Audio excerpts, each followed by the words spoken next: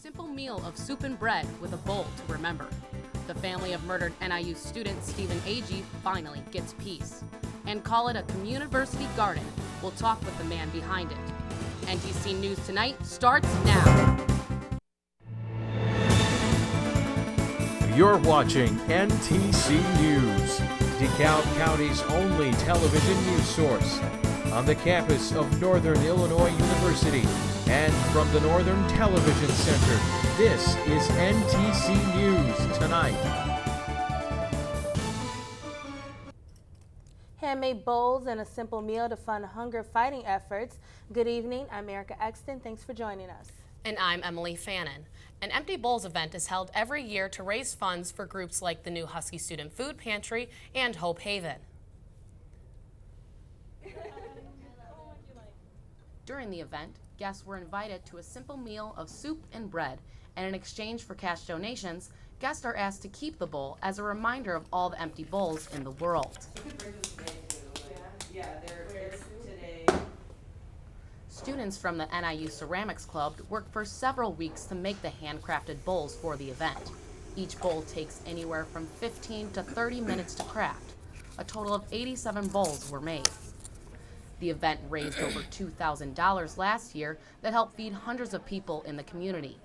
When you look at the value of that, like someone was able to eat a good meal and actually sleep in a bed for a night just because we hosted this event. So I think it has a great impact on our community. Empty Bowls originated in the early 90s in Michigan and is now hosted in communities all around America, providing support for food banks, soup kitchens, and other organizations to fight hunger. This marks the 16th year the event has been held on NIU's campus and is the first year to raise funds for the Husky Student Food Pantry that opened its doors on March 20th. Located inside the Grace Place across from the Student Center, the pantry assists NIU students with food emergencies. NIU authorities say it can be high as 14% of the student body that struggles to provide food for themselves. Independent students like Mary Klabitz is truly blessed by the opening of the Husky Pantry. Because a lot of us don't, have, parents that are more well off. Like, I know I have nobody helping me out. I do it on my own. So, but probably other students are in a similar situation to me. So, having something like this that you can come to and you know that you're gonna at least have some food, to hold you over for the next week or so. Getting food is a basic necessity, but yet hunger is everywhere, even here on campus. Thanks, Emilee. Turning to another way to feed yourself, one nonprofit organization can lend you their green thumbs. The DeKalb County Community Gardens encourages residents and NIU students to grow and cultivate their own produce, and they have donated more than 16,000 pounds of vegetables to residents in need. This year, the organization plans to top that by adding a community orchard and food forest to DeKalb. The food forest will provide fruits and nuts and will also encourage residents to start their own gardens. It's to strengthen access to fresh, local, organic food for people in need. And at the same time, we work to preserve the stewardship of the soil and increase food access to. An unlikely team between DeKalb County Community Gardens and local libraries. Sycamore and DeKalb Library seed lending will be available on April 22nd and will allow people to plant them in their own gardens. 10 different vegetables will be available to be checked out. People are encouraged to save the seeds from their crops and return them to the library for next year.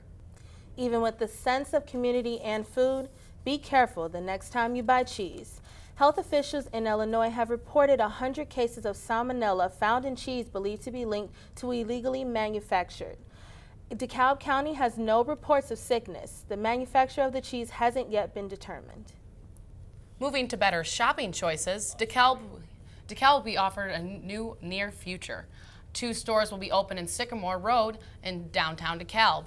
DSW, a discount shoe store, and Five Below, a retail store that sells merchandise under $5, will be replacing the Old Navy and in the DeKalb Shopping Center.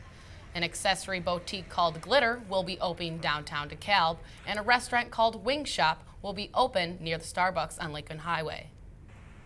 New shops may be opening, but the plan to bring a sober living house to Sycamore is on hold for now. The house was supposed to be in the neighborhood near the Sycamore Public Library, but neighbors voted against the location. A DeKalb County board member says the purchase went against the county's 100-year plan. The prospect of a sober living house is still in the works, but it looks like they will have to find another location. Here's an update on the campus shooting. The family murdered NIU student Steve Agee finally got some peace this week. The man accused of killing Agee in the fall of 2011 faced 45 years in jail. Instead, Chaz Trykill pled guilty Tuesday to first-degree murder and was sentenced to 30 years. The DeKalb State's Attorney Office said it's more likely he'll serve 25. A man arrested Monday for driving a stolen trailer, but police found crack cocaine and that the man had a suspended license. 43-year-old Michael Gatto of Burlington faces theft, possession of a controlled substance, and burglary tools. Here on the NIU campus, the College of Education just got a shout out as the best in the nation for earning an online master's degree. Reporter Maria Wojnicki tells us how online education is changing the setting of a classroom. NIU is moving away from the traditional liberal arts degrees, which students won't need to step foot onto campus or even have to meet the professor. Certain majors, however, require students to fulfill an online course. It's more beneficial to have that hands-on experience in a classroom setting. NIU offers hybrid courses where the class is either strictly online or in a classroom. Molly Swick, education instructor, created a dynamic blended course that allows education to have an online component as well as meet face-to-face. You cannot replace that kind of face-to-face experience on a computer. And so my fear is that that type of learning is going to be really rare. As NIU is trending toward online education, the cost to attend a university would change. Students won't have to live on campus, in DeKalb, or even in the state to receive a degree. Online courses is one of the best ways to make money, to make profit, or in a nonprofit institution to cut your costs. Online education courses allow students to be in the comfort of their own home. If I have to do my homework in my room and just never go to class, I'll never get it done because there's other things that I would rather be doing. NIU will continue to offer courses in a classroom setting, as well as head towards a new direction of online education. I'm Maria Wojnicki, NTC News in DeKalb. We'll be taking a look at our school's own garden in a little while, but what we need to know now is how soon can we put this weather and start to plant? Well, April showers bring May flowers, of course. So, the spring is well on its way here, and we do have a bunch of weather and rain coming our way, so these flowers should be coming up. Let's take a look at tomorrow's outlook. We're going to have temperatures up in the mid-40s in some areas, all the way up to 62 in Peoria. I can't even believe it. It's going to be beautiful down there. I wish I was down there. But we can see thunderstorms are going to be all over our area. We even have a potential for a severe threat. So for more on your spring weather, stay with us. You're watching NTC News Tonight. I grew up in the housing projects in Cleveland. I didn't even know that life could be any better than it was. Education for me has been a way to get away from the agony of what was normal life. I want to be able to impact the community, not just look back on where I came from, but to reach back to where I came from and pull some people up with me. My name is David, and I am your dividend.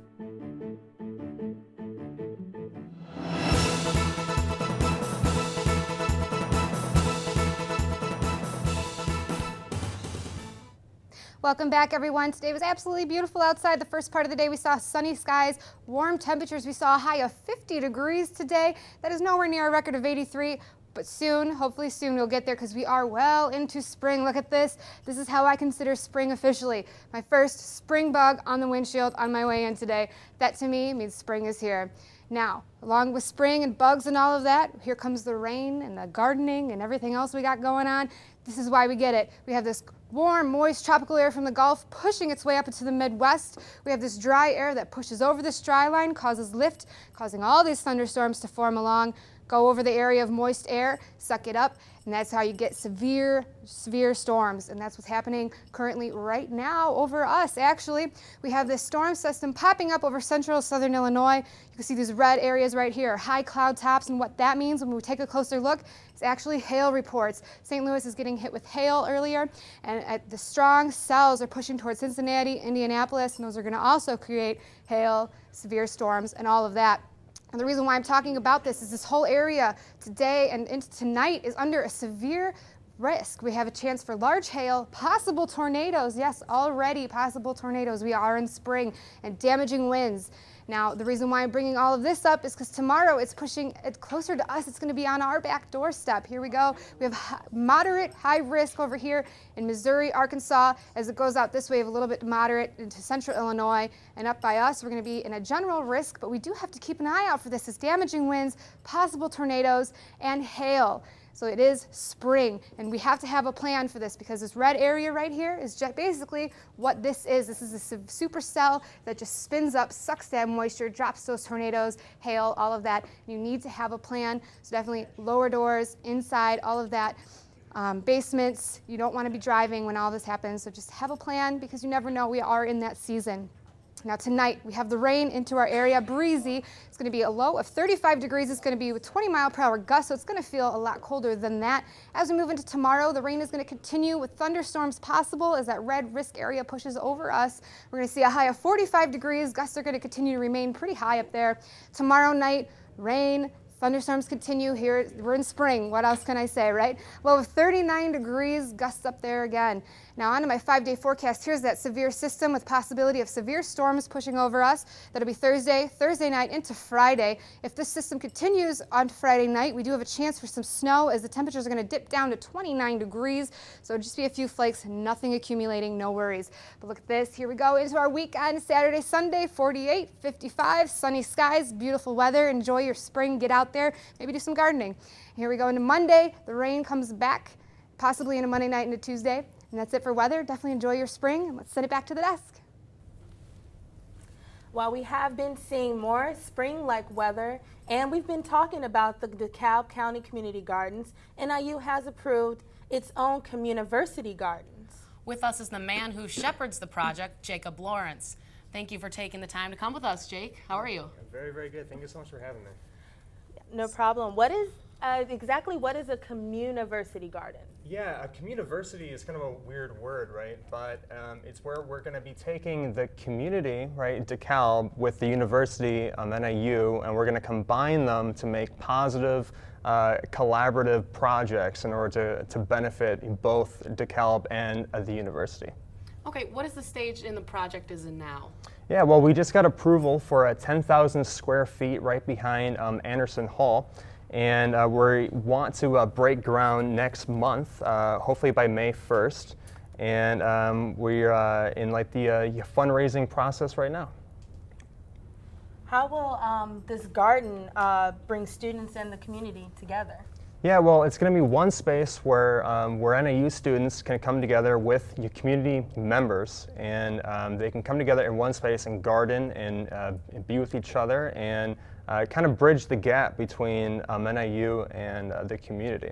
And they'll be able to garden their own plots, and as well as volunteer in order to get harvest, in order to get the fresh produce and the fresh vegetables at the end of the season. So how can students get involved? Well, all you have to do if you want to get involved is just go to www.communiversitygardens.org, and you could sign up to volunteer for the summer, or you could join the organization, or you could donate. Okay, great.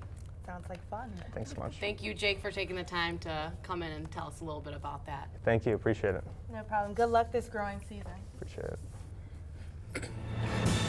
A loaded gun finds its way to a Chicago Southside grade school.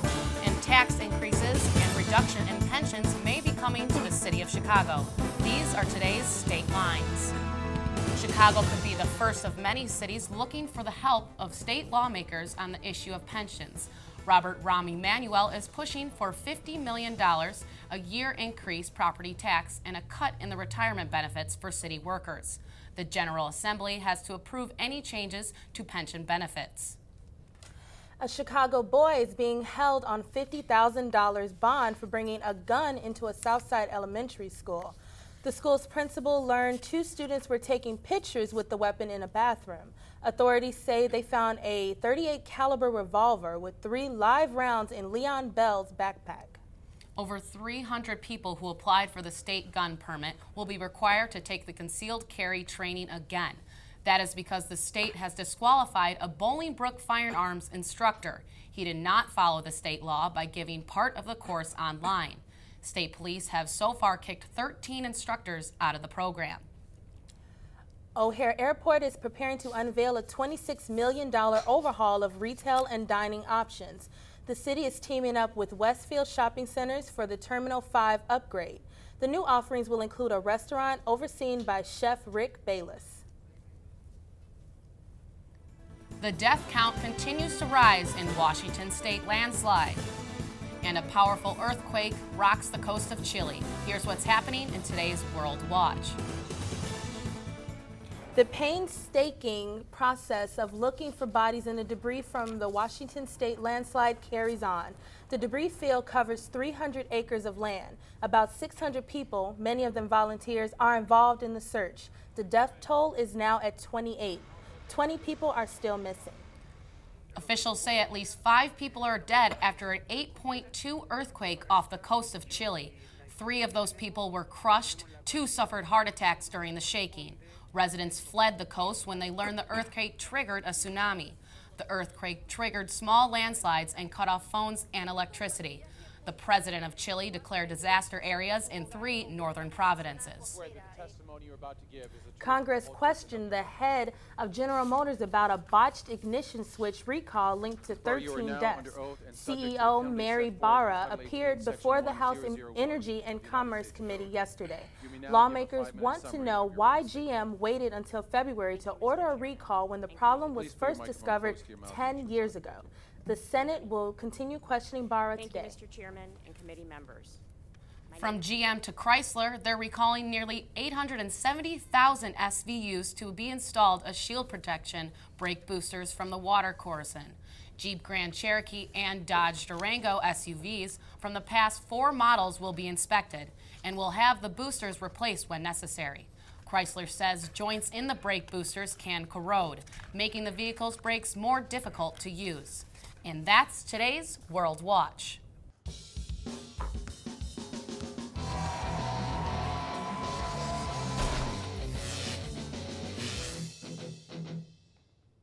Got to about 60 degrees. There's a drive, deep right field. Way back and go. That's life as a Cubs fan lately. Hi everyone, I'm Brett Tudela for NTC Sports. The Bats didn't wake up or make the trip from Arizona for opening day at PNC Park for both the Cubs and the Pirates. Opening day starters Jeff Samardzija and Francisco Liriano had their A game on Monday. Liriano had the Cubs number, striking out Anthony Rizzo here in the first inning. Samardzija was no slouch here, striking out Travis Snyder looking on a nice 2-seam fastball inside. Snyder's next at bat, he lines the ball to center field. Emilio Bonifacio makes the catch and doubles off Starling Marte at first base. Later in the game, manager Rick Renteria made the first challenge of a call on a play at first base, and it was actually upheld by the umpires. As you can see here, the ball barely beats Samardzija to first base. 10th inning, here's that walk-off again. Neil Walker off of Carlos Villanueva in the 10th. Pirates celebrate, have a happy opening day for their home fans. Now going over to the Sox game, Jose Abreu, the Cuban first baseman signee, had a nice day signing autographs before the game and getting a nice RBI single to left field, scoring another newcomer, Adam Eaton, from third. Later in the game, left fielder Alejandro De Aza takes Ricky Nolasco deep here, going back. De Aza had 2 home runs in the day. Starter Chris Sale had a great game going 7 1/3 inning, striking out that batter there. And closer Matt Lidstrom gets the final out on a squib back to him. Sox would take the game 5-3. Staying with baseball, there was a funny moment in Tampa yesterday. The Blue Jays and Rays play their game, and Edwin Encarnacion takes a swing, but he forgets his bat on the way back. So a couple of fans get their hands on the bat, and how would you settle this type of dispute? With a friendly game of rock, paper, scissors, of course. You can see these 2 fans here going at it, rock, paper, scissors. The fan on the right with a navy blue shirt gets the win with paper covering rock, but that's enough for baseball. Moving over to some big news that came out yesterday. This was no April Fool's joke for Tiger Woods, as he announced that he wasn't going to be able to compete in this weekend's Masters. This announcement came after he had successful surgery on a pinched nerve in his back. He had some lingering back trouble that forced him to withdraw from the final round of a tournament earlier this year and kept him out of the Arnold Palmer Invitational 2 weeks ago. This is going to be the first Masters that Woods will miss since 1995. The Masters kicks off a busy week of sports on Thursday. Along with the Masters, the Final Four games will be played on Saturday. The NBA and NHL seasons are hitting their push for the playoffs, and baseball will have their first full weekend of games. That's it for me here with sports.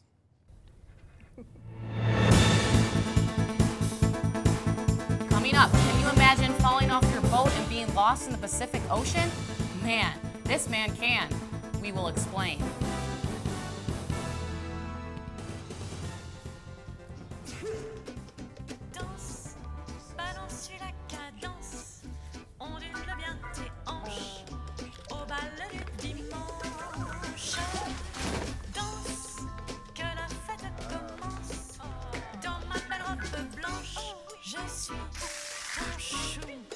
You didn't give up on sex.